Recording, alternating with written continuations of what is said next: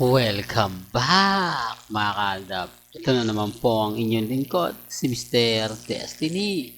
At magbibigay tayo ng pinakamainit na update po ngayon sa social media. Ito yung pagpunta ni Alden sa Bulacan. Maraming pong nanghihingi ng mga video, ebidensya at resibo mga kaaldab. Reminds ko lang po, yung mga ina-update ko, base lang naman po sa mga sinasabi ng mga mommies, mga titas, mga senior. Imposible po talaga makakuha tayo ng video mga kaaldab, picture ni Alden sa Bulacan. Tinatago na po nila at yung pagpunta nga po daw ni Alden Richards doon, ibang sasakyan nga po raw ang ginagamit. Hindi po totally ang totoong sasakyan ni Alden Richards. Kaya nga sabi ko sa inyo, paano yung makukuha ng picture kung nag-iingat po? Pansin nyo naman po sa mga photos na to, masyadong madilim, di po ba? Parang hindi naman po ganito ang isang cellphone na kung saan ang gamit mo ay talagang makikita mo yung kabuuan. Halos hindi na nga maaninag yung itsura ng mukha, di po ba? Parang sinabi po nila na ayaw nilang ipakita kung sino-sino nga po ba talaga yung totoong kasama nila Nikki sa birthday celebration ni Mati. Di po ba? At alam naman po natin na si Mati ang paborito rin ni Alden Richards. Alam naman natin na maliit pa si Mati, si Alden Richards na at si Mengay ang talagang nag ibig kong sabihin malapit po talaga sa kanya. Kaya sa mga nagsasabing hindi, okay lang po ba? At wag niyo pong sisisihin si Alden patungkol po kay Catherine. Kasi nakatali po si Alden sa kontrata. Sinasakal po siya ng management. Kung ano po yung iuutos ng management na nakalagay po sa kontrata, walang magagawa si Richard Paul Carson kundi sundin siya. Kasi nasa kontrata siya eh. Maliban lang po sa mga bagay-bagay na taliwas na sa kontrata. Pero syempre, pelikula yan eh. Kailangan mong ibigay yung 101% na kakayanan mo. Suporta, promotion, kailangan mong gawin yan. Para nga po sa movie na nakalagay naman po sa kontrata yan. Kaya nga po todo yung promotion ng Hello Love Again, GMA at ABS-CBN. Kaya nga po gumagawa sila ng mga issue. Kaya nga po kumakalat yung mga photos na kung saan inedit lang naman po yun. Tapos ako yung pagbibintangan na nag-e-edit. Ngayon lagi ko namang sinasabi dito na never po nating inedit yung mga ganyan.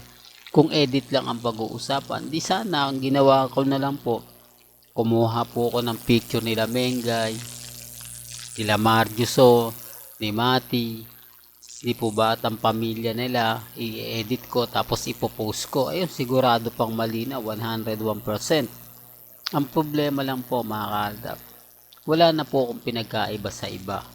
Wala na po akong pinagkaiba sa mga taong gumagawa ng mga edited picture para lang makakuha ng suporta.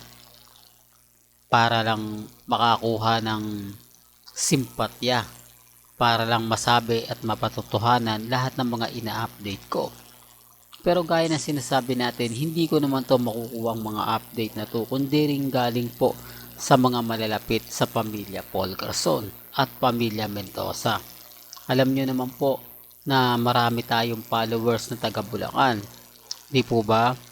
Noong mga panahong kasagsagan ng pinaghihiwalay yung Aldab, isa po tayo sa talaga nakakaalam, nakakakita at nakakasaksi sa mga binibigay po nila, na open naman po ng mga panahon na yon ang pamilya Mendoza at ang pamilya Paul Carson, na madalas naman po talaga makita ang sasakyan ni Alden at si Mama Ten sa bahay po mismo ng pamilya Mendoza. Kaya ang sabi ko sa inyo, yung mga nababasa ninyo, mga napapanood ninyo, kumbaga ano lang yun eh, part lang po ng pelikula yan, lalo na po kay Alden. Oo mga kaaldab, kasi Alam nila na sa mabawat galaw ni Alden, unang-unang masasaktan dyan yung Aldab Nation.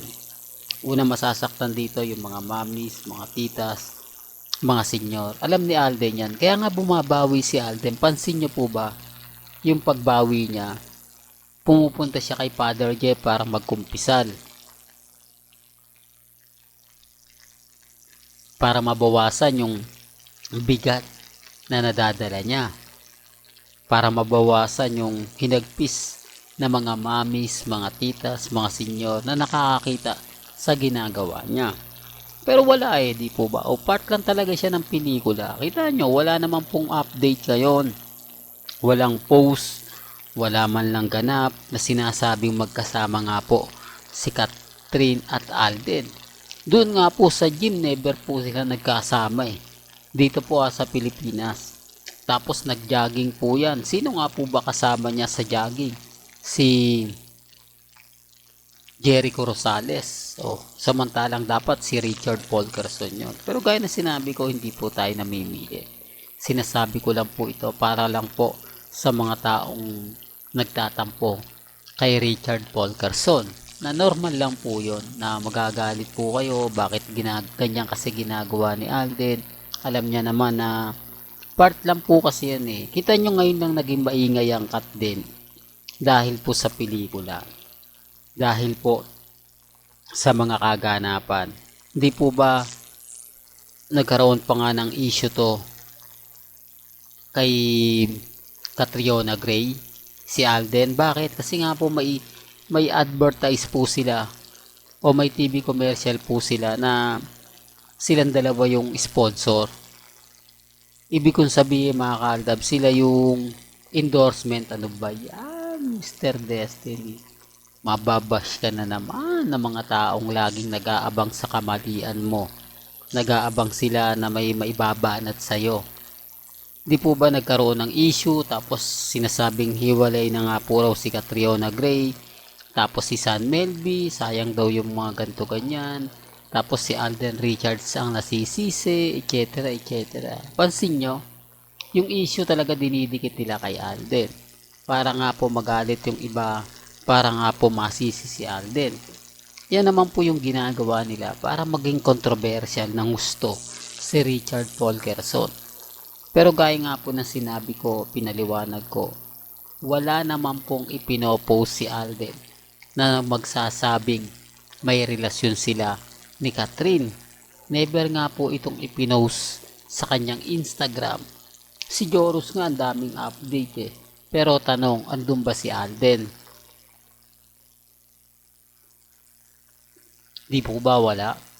Tapos ang ginagawa nila, kumuha sila ng maraming photos sa Canada, tapos ini-edit lang po nila. Tapos yung mga video, ngayon lang pinopost ni Joros, samantalang bakit ng mga panahon na nasa Canada sila hindi nila pinopost. Yun ang sinasabi ko sa inyong taktika. Taktika na para nga po, kumbaga, mapagbigyan yung hiling ng management. Kaya ang sabi ko sa inyo, wag po kayong magtatampo kay Alden. At eto nga po, ulitin ko for the second time. Mahirapan po tayong kumuha ng mga photos, mga video, patunay lang po na nasa Bulacan si Richard Paul Carson. Pero na mga araw po na walang ganap si Richard Paul Carson, talagang alam nyo na, di po ba? At sa Bulacan po, tinetaping minsan ang pulang araw, na kung saan malapit na nga po sa pamilya Mendoza. Kaya common sense na lang po sa mga ayaw maniwala, di po ba, sa mga taong kumbaga nagdududa sa mga ina-update natin. Nare-respeto ko po kayo at ginagalang. Pero gaya ng sinabi ko, may mga point mga kaaldab na maging relax lang po kayo, maging kampante. Dahil alam naman po natin ang buong istorya, kung sino nga po ba talaga ang totoong may relasyon at walang relasyon. Walang gandito na lang po ang ating latest updates. Kaya kung gusto nyo pa po ng pinaka-latest at sariwang update, abay tumutok lang po kayo dito po sa channel ni Mr. Destiny para updated po kayo sa mga latest at sa mga bagong video po na ilalabas po natin maya-maya lang. Kaya kung bago ka lang sa channel na to at isa kang true-blooded Aldab Nation na nagmamahal kina Mengay at Tisoy, tama po ang channel na pinuntahan mo, kaya consider na po kitang bagong subscriber. At huwag mong kalimutang i-share ang mga video po natin sa mga mami, sa mga titas, at sa mga senyor. Hanggang sa muli, salamat po sa panonood at pakikinig.